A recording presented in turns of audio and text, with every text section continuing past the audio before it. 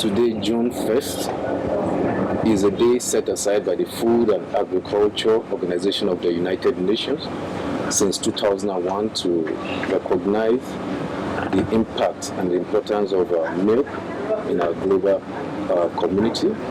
It's a day that has been set aside, like I said, to bring to focus some of the impact that milk is playing and can play in the global community. This year's day for Nigeria has a theme that has been successfully captured as catalyzing a milk revolution in Nigeria through strategic investment in dairy development. And we're lucky to have joining us for this interview Alhaji Muhammadu Abubakar, who is the President, Commercial Dairy Ventures Association of Nigeria, Kodara, and also the Managing Director and CEO of L&Z Integrated Farms, the producer of the popular L&Z yogurt. Alhaji, it's a pleasure to have you this morning. Good morning, sir. Good morning, and pleasure having me. Thank you, sir. The theme of this year, like I said, has been recently captured, and for every Nigerian that is conversant with statistics, we notice that Nigeria spends a lot of money on importing milk, which according to statistics, like I said, is the third most consumed food item. In fact, available data indicated that we spend 2.5 billion annually importing dairy milk to cover nearly 60% of the shortfall in the local production. Why are we still at this stage years after? Yeah, thank you very much. I think the answer is not far-fetched. We all know that we're a country that is import dependent on most of our needs, and dairy needs is no different. So that is one reason I can say. The other one is probably our inability to develop our own milk needs internally for over decades. And dairy investment, it's a long-term investment. It's not something that comes overnight. So you have to plan it over time, and the government of the country needs to be involved, because there are some infrastructures and basic facilities that need to be provided. In a nutshell, enabling environment must be provided by the government for investment in dairy production and processing to be very effective. You're talking about government. Sokoto State government had a project that has been showcased to others in Nigeria to be like a sustainable project by bringing other species of cattle, which according to data and some information on ground, it has improved their yield. Why is this difficult for other states in the country to adopt? What do you think of this Sokoto project? I don't know. I don't have details of Sokoto project, and I don't know what it entails. But what I know is, as a dairy practitioner and as an association person, whatever project is being supported or is being handled by an entity, be it state or individual, ultimately we should see the result in the market. If you hear a lot of stories and there's no result in the market, probably it is a story. This is just the reality on ground. We've had so much beautiful stories told for the last 60 years on some dairy development projects embarked upon by either federal, state, or local entities, but this had never translated into replacement or substituting to an extent a percentage of local of dairy imports. And if all these projects that had been handled by either state or federal without the input of the local practitioners does not translate into reduction even by 1% of dairy import, I think it's either a white elephant project or it's just a political gimmick. So this is my stake on most of the projects handled by state What we expect is, as we always say, we are the practitioners, we are the one on ground. When you want to sew cloth for us, kindly get in touch with us and get our size and let us tell you the style we need, because we are the one on ground, we are the one in this industry. Talking about projects, the CBN's Central Bank of Nigeria's Outgrower project seems to have gotten a lot of attention at the earlier stage it started. And I don't know whether you're part of it, but if you are or you're not, what is the status of this? What impact has it made to dairy production in Nigeria? We don't have the anchor borrower scheme in the dairy industry as of today, but we're working with CBN to develop a scheme that fits our industry, and it's going to involve an outgrower scheme. An example that people normally cite when they talk about government really stepping in is the rice revolution that we are supposed to have had with the stoppage of importation of rice. But over time, even with when the importation of rice was stopped, the price of rice continued to increase. What are you trying to tell Nigerians? If government really step in, will this not increase the price of milk? Looking at the impact. There's a way you look at it. And there's even way the government could step in. Not necessarily, might not necessarily have impact on rice, on the price of milk, and it may to an extent. But when you talk of rice revolution, most of us were not conscious of what rice revolution has done to us as a nation. You can imagine during COVID, if we were dependent on importation of rice at that time, it would have been a terrible situation. And now, continuously, it's been ringing into our ears that there's going to be food crisis. We don't have any food security plans, particularly when it comes to milk as a source of protein. And this, we can rely on other countries for our food security. We can rely. We need to look inward. And it's something happening to wheat now. When the Ukraine-Russia crisis starts, now we're having a global wheat crisis. If we had looked inward earlier and we had developed our wheat fields and we have enough wheat, for heaven's sake, will we be concerned with scarcity of wheat?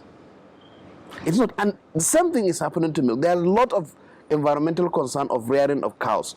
Those countries who are relying on milk to import comfortably without doing anything, we just become a dumping ground from them. They are looking away from dairy because of environmental concern and because of the because of the economic reasons. This leads me to the point that there has always been a focus on cow milk. But cow is not the only animals that produces milk. We have goats in the country. Why are we not looking at that axis? Is there any health reasons to this? There's no health concerns. Actually, I think it's more of economic consideration. Cows give more milk volume-wise than goats. So if we have not developed the cows that give more milk and much easier, why should we go into smaller ruminants that will give less volume and takes more of your time? And so for economic reason, you better deal with a yield that is higher than animal that will give you lower yield. I think that is just the consideration. But I can tell you that goat milk is extremely good health-wise. I feel it's even creamier. In Turkey, I have seen that most of their ice creams come from goat milk. So it's something that we can look into. But as I told you, for economic reasons, you'd rather do cow first than looking at goat for now. On your own private level as the managing director, MD of L&Z Integrated Farms, you are part of the midstream operator in the sense that you collect milk? Yeah, we are involved in the entire value chain. We play in both up, mid, and downstream. So what we do in the upstream, we have our own cows, over 100 of them, and we average for now is about 10 to 11 liters per cow. And by no means, the global average is about 3 or 4, and if we are doing 10, we are doing marvelously well. And if Nigeria will attain 10 liters average, that will make us better than India. So this is what we've been able to do to demonstrate that it's doable anyway and it's profitable. Then in the midstream also, we've been able to establish outgrower scheme where we have milk collection centers that we encourage smallholder farmers to become sedentary, and we go about to collect milk. This improves them economically, and we provide the link of them into the structured formal market instead of the hawking that they do around with Nono and so on. Talking about the preservation, is this, what you just explained now, is this something you're doing privately or under the umbrella of Kudaran, which you are the president? I mean, preservation of milk and collection center, is this your private initiative? No, that is a private initiative, and it comes with a lot of investment, though we have support, particularly in the upstream dealing with the outgrowers. We have support from some development partners, but when it comes to the milk collection endeavors, it's strictly our investment that we do. And Kodaran as an association actually brings us together, all practitioners together, and then we share ideas and we learn from each other, and then we have common interests that we project, and we are also an advocacy association. Those areas that we been talking about government needs to do, we found a forum where we'll make case and make presentation to government and put pressure on government to do things. We've not been successful over time, but I think we are not relenting. We'll continue, and as I always say, the more the merrier. When we have more of our members, more people going into dairy animal husbandry, and then they become members, then we will be strong force to change the narrative. So I don't know if you have any extra call for the government as we mark the June 1st Milk Day for the government and for the Nigerian people. Yeah, I think what we need is we are pleading with government through the ministries and the extra-ministerial departments to please, for God's sake, listen to Commercial Dairy Ranchers Association of Nigeria and listen good. We mean good for this country, and we are the few association that our interest at the end of the day is in line with the overall interest of development of dairy in the country and ensuring food security, and then saving foreign exchange and stop the exportation of jobs to other countries. So this is our interest, and there's no way this interest will not be for the macroeconomic interest of a nation. So for the people, what is your call for Nigerian people?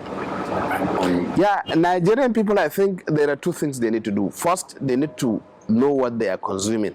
For instance, they need to know the difference between a milk that is fortified or milk where some elements are removed and replaced with some elements. That is an education that they need to do. They need to go and find themselves. We, at various fora, we keep telling them so that you know what you are consuming. If, for instance, you want to take milk, you should be able to know the difference between milk A and milk B. So if you deliberately make conscious effort to take milk B, it should be milk B that you're taking, not that you have intention of taking milk B, but A is presented to you with all sorts of beautiful English, and then you will end up taking that thinking that you are taking milk A. So this, I think, the education, nobody will do that, but we Nigerians have to do it ourselves. And then the other thing is, I always say that if you keep even a single or two cows, as obtains in some of these Asian countries, they give you 3 or 4 liters of milk a day, you've solved a lot of problems. Once you are producing your own food, it's like you're printing your own money. I like that adage.